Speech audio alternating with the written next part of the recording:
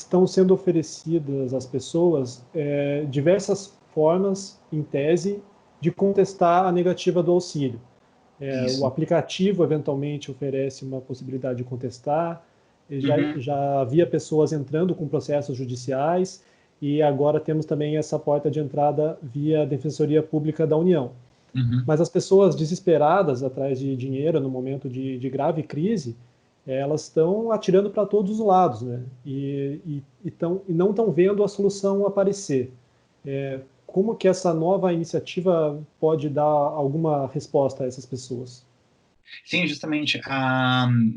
É um programa que está em construção, evidentemente, embora tenha iniciado em abril, mas a gente vê cada vez mais portas se abrindo, ideias surgindo. Ontem, o próprio ministro da Cidadania anunciou que eles vão lançar uma plataforma de contestação para as pessoas, para o cidadão ele diretamente contestar. Eu não sei, claro, quais são os detalhes, mas eles vão dar mais essa porta também.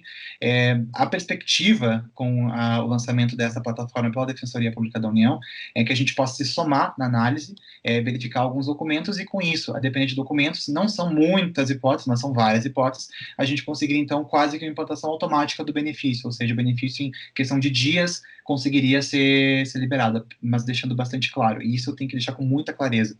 A Defensoria Pública da União está presente em cerca de 70 cidades no Brasil, atendendo unicamente aquela cidade e algumas cidades na região, a depender da circunscrição da Justiça Federal ao qual a unidade está vinculada. A gente não está em todo o Brasil, nós somos uma instituição bastante pequena, somos 640 defensores em todo o Brasil e nem todos atuam na temática do auxílio emergencial. Até respondendo a pergunta que tu me fizeste, são cerca de 400 defensores, mais ou menos, que atuam, que são os defensores que atuam em primeira instância, que são eles então, que têm atribuição para tratar, inclusive, do auxílio emergencial, e nem todos eles têm atribuição para tratar de ação de auxílio emergencial. Temos defensores que são ligados unicamente à área criminal, temos defensores que são ligados unicamente à área previdenciária, alguns lugares houve essa quebra de especialidade, enfim, vai depender da unidade. Então, não são todos defensores. E isso leva a que a gente tenha uma capacidade operacional limitada. Eu friso bastante isso de que nós não nos tornamos uma porta de entrada do Ministério para que as pessoas não achem que elas obrigatoriamente tenham que buscar a defensoria para contestar. Nós temos uma capacidade, nós temos um público-alvo, que é um público hipossuficiente, e nós temos uma capacidade de absorção da demanda. Então, muito embora o procedimento seja muito rápido, pode acontecer alguma demora pelo fato de que a gente não consegue atender os milhares de pedidos de assistência que chegam diariamente para a defensoria, e também não temos a pretensão de atender os milhões de deferimentos que foram entendidos pela DataPrev, né? Então, existe sim uma possibilidade de uma solução muito mais rápida que uma ação judicial, com certeza, mas também temos essa questão da nossa capacidade de absorção de demanda, que é o nosso principal dilema agora nesse momento. O cadastramento para o auxílio emergencial, ele começou em 7 de abril, por meio do aplicativo. Isso. E tem muitas pessoas que se cadastraram naquela data e que até hoje não conseguiram, embora elas tenham direito, por Sim, sim. falhas de análise de cadastro, às vezes cadastros desatualizados.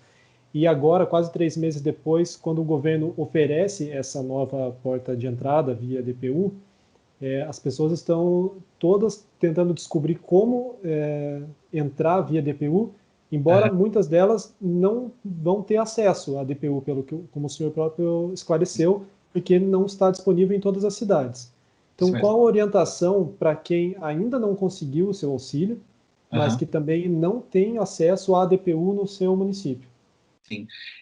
Pondero mais uma vez, né, que o benefício ele é um programa do governo federal, então essas questões elas têm que ser assim, não pode, a defensoria não pode ser entendida como a responsável por eventuais demoras e outras questões no auxílio emergencial. É um programa da União, do governo, e a gente então tenta auxiliar as pessoas e conseguimos então essa porta de entrada nossa com o Ministério para tentar solucionar para as pessoas que estão abrangidas ordinariamente pelo nosso trabalho.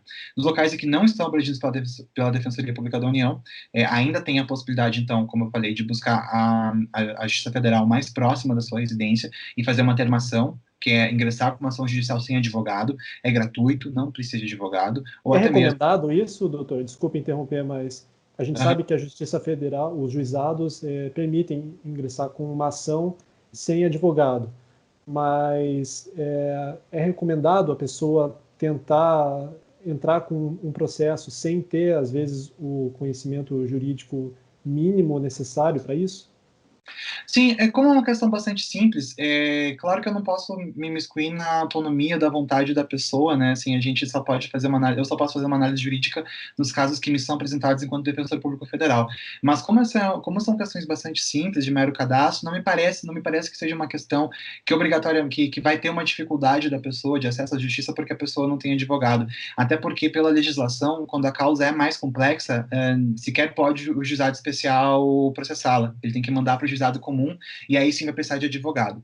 E claro, no mundo ideal, a pessoa pode então buscar um advogado. Eu sei que pagamento de advogado não está no orçamento das pessoas neste momento, mas eventualmente, se conseguir uma advocacia para bono na sua cidade, OAB, ou fornecer esse tipo de serviço, buscar esse tipo de serviço no seu local. Infelizmente, a defensoria não está disponível em todos os lugares. Eu gostaria de ter uma solução boa, fácil, rápida, indicada para isso, mas indicamos apenas os paliativos que existem nos locais e que a defensoria, infelizmente, não está instalada. E também o Ministério anunciou ontem o lançamento, eu realmente não tenho esse dado, porque é um dado do Ministério isso, né, vai lançar uma plataforma para que seja feita uma contestação administrativa também pelo próprio cidadão, em uma plataforma a ser lançada muito em breve no site do Ministério da Cidadania. Mais detalhes aí o Ministério pode fornecer. Doutor, para quem tem acesso à Defensoria Pública da União, o que ela deve fazer? Deve ir até a sede? Eu já sei que não, mas acho que é importante frisar isso. E os documentos também que ela deve já preparar para tentar tornar esse processo o mais ágil possível. Claro. A gente pede veementemente que a pessoa não compareça à unidade da Defensoria Pública da União, a menos que ela seja solicitada a fazê-lo. Existem unidades que estão abertas, mas elas são as exceções. A grande maioria das nossas unidades estão fechadas com atendimento remoto. Os defensores estão trabalhando bastante, mas estão trabalhando de casa. Então, o que a gente recomenda, então, é que a pessoa acesse o nosso site, que é www.dpu de Defensoria Pública da União.def de Defensoria.br. Lá vão ter os nossos telefones, vão ter os nossos e-mails e também tem formulário, algumas têm disponível um formulário de assistência jurídica. Eu, pessoalmente, recomendo que seja telefonado para a unidade, até para saber o que a gente precisa. Nós recebemos muito e-mail, às vezes, das pessoas pedindo assistência, e os e-mails são muito lacônicos, não tem aquelas informações que para a gente é essencial para a gente conseguir entender o que está acontecendo com a pessoa. Então, acho muito importante telefonar para a unidade. Nesses primeiros dias, certamente vai ter alguma disponibilidade de telefone, é natural, é razoável, mas a pessoa vai conseguir entrar em contato conosco, e aí ela pergunta para o atendente o que ela precisa apresentar, a documentação, mas geralmente são os documentos de identificação básicos, clássicos, até a do indeferimento, e os documentos que a pessoa tem é que ela saiba que vão infirmar aquele indeferimento. E nos formulários que algumas unidades já têm disponíveis online, nesses formulários, eles são bem guiados, eles são bem assim, passo a passo, e ali já vão estar solicitados alguns documentos essenciais que precisamos. Eventualmente, quando isso for para um defensor, o defensor, se ele precisar de mais alguma informação, ele vai solicitar para a pessoa, para que a pessoa providencie essa informação. Mas tudo isso vai ser virtualizado, a menos que o defensor solicite que a pessoa compareça para apresentar alguma documentação, mas vai ser um caso muito específico e, na verdade, acredito que nem vai acontecer. A grande parte dos atendimentos vão ser todos telepresenciais. E também friso que pode acontecer também uma pequena fila de espera para que seja, de fato, criado um processo e mandado para um defensor por conta da grandiosíssima demanda que nós estamos tendo. Acredito que seja uma demanda sem precedentes que nós estejamos tendo dentro da Defensoria Pública da União. Sim. O senhor comentou dos formulários, e isso é um ponto que me preocupa um pouco. A gente acompanha grupos de redes sociais, pessoas organizadas para tentar contestar a negativa do auxílio. E muitas vezes circula nesses grupos formulários que seriam da Defensoria Pública da União, de alguma sede específica.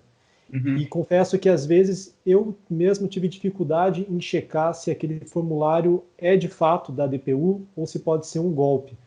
Que orientação o senhor dá para que as pessoas não caiam em golpes e forneçam os dados de forma errada para qualquer um? Relevantíssima essa tua colocação, de fato. O formulário, então, ele tem que ter duas fontes específicas. A pessoa tem que conseguir aquele link no site da Defensoria Pública da União. Lá vai estar a unidade de São Paulo, dando exemplo, né, formulário de assistência jurídica, ela clica aquele formulário que abre, é o formulário da Defensoria. Eles estão, às vezes, em algumas plataformas diferentes, a depender da unidade. Alguns estão dentro do site da Defensoria, outros estão em Google Docs, e pode ter até alguma outra plataforma, mas eles são extraídos diretamente do nosso site. Ou então, de um e-mail encaminhado pela própria unidade da Defensoria Pública da União, ou seja, de modo geral, que a pessoa saiba que a fonte daquele formulário seja confiável, que ela não clique em links que venham de WhatsApp ou de e-mails que elas não conheçam, que elas confirmem, então, que elas acessarem esse formulário por meio do nosso site, ou então por meio ou através de um e-mail que tenha sido encaminhado pela unidade da Defensoria Pública da União. Que elas sejam bastante precavidas a esse respeito e não cliquem em links de WhatsApp ou outra fonte que não seja diretamente da própria Defensoria Pública da União. Mas eu te falo, eu sou bastante crítico a isso de ser cada unidade ter um formulário num ambiente, numa ferramenta diferente, assim, eu sou bastante crítico a isso. Mas como assim, cada uma tem a sua compreensão daquilo que precisa estar no processo, né? Isso não é uma coisa uniformizada pelo fato de que nós temos independência, cada defensor, acaba que tem essas pequenas discrepâncias. Uhum. Mais uma dúvida também que aparece bastante nos grupos. Pessoas que não moram em uma cidade que tem atendimento da DPU, mas que estão preenchendo formulários de cidades que têm sede da DPU e aguardando uma resposta. Elas podem aguardar uma resposta positiva ou isso provavelmente vai ser negado por elas não morarem naquela cidade? Certamente vai ser negado por elas não morarem naquela cidade. O que elas estão fazendo é postergar uma negativa que elas já estão tendo de antemão.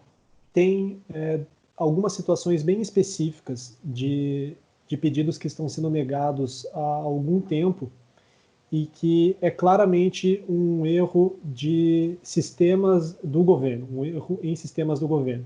Para mencionar duas aqui, muitas pessoas que trabalharam no poder público em anos anteriores e que o governo continua consultando a RAIS com base no ano de 2018, então pessoas que já se desligaram do serviço público, mas que para o governo elas ainda trabalham no serviço público. E outra situação também bem específica, pessoas que se candidataram nas últimas eleições, não foram eleitas, nunca assumiram o mandato, mas ainda assim aparece no sistema que elas exercem mandato eletivo. São só dois exemplos de casos típicos de falhas nos bancos de dados do governo e que mesmo assim as pessoas ainda não conseguiram uma resposta rápida. Essas pessoas têm esperança de ter essa situação resolvida via processo administrativo com a DPU? Sim, essas são duas hipóteses que já estão previstas como viáveis de contestação administrativa, a depender, claro, da documentação que for apresentada. Especificamente em relação, por exemplo, aos servidores estaduais e municipais que foram, assim, detectados pela RAIS 2018, um dos documentos que é necessário que seja apresentado é a portaria ou qualquer outro ato que a pessoa tenha de exoneração, né? Que a pessoa tem, se a pessoa, claro, se ela tiver esse ato consigo ou se for fácil de obter no órgão de origem, a portaria que exonerou a pessoa daquele cargo. Com essa documentação e mais algum que eu não me recordo bem agora, a pessoa ela pode ter imediatamente liberado essa trava, caso tenha sido detectado. E a questão dos candidatos também que não foram eleitos, igualmente, tem alguns documentos que a gente, juntando esses documentos, tendo em mãos esse documento, a gente consegue resolver rapidamente a situação dessas pessoas.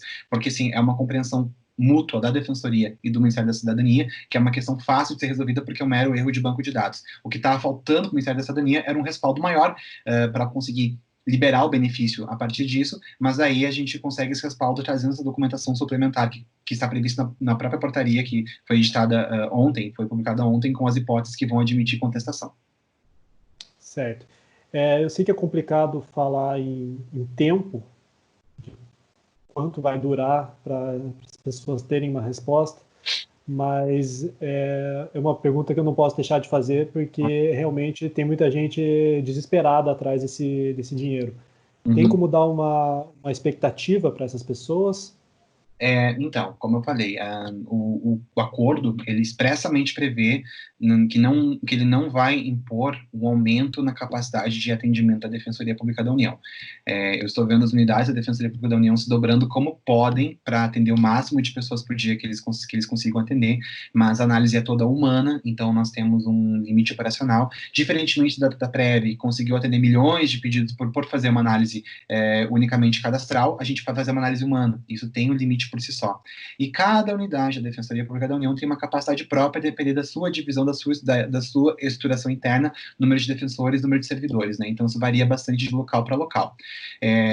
Nós temos locais, por exemplo, que estão esperando 3 mil pedidos de e-mails para serem respondidos, alguns vão ser respondidos, outros vão virar um processo de assistência, assim, é uma demanda muito grande. Então, é muito difícil te dar uma expectativa de tempo, porque isso vai variar de cidade para cidade, de unidade para unidade. Mas uma vez instaurado o procedimento, para ser bastante rápido, assim, uma vez instaurado o procedimento, instruído de modo a atender os requisitos para contestação, é muito rápida essa resolução desse problema. Eu só frisando mais uma vez, né, a gente tem essa capacidade de absorção que não é muito alta, nossa capacidade de absorção de demandas, mas nós estamos mais uma entre tantas portas que existem, que são cabíveis para acesso à contestação, seja administrativa ou judicial, do indeferimento do auxílio financeiro emergencial. Qual